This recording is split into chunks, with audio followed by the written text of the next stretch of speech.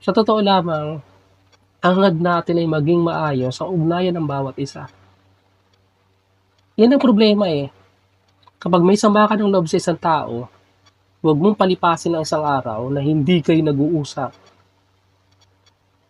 Dapat bago lumubog ang araw, magkausap kayo.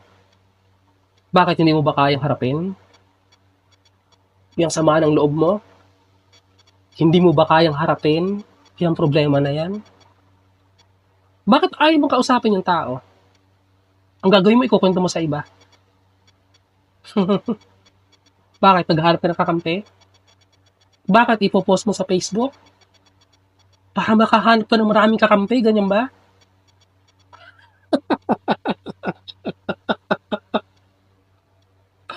Maling desisyon ang ginagawa mo. Pwede mo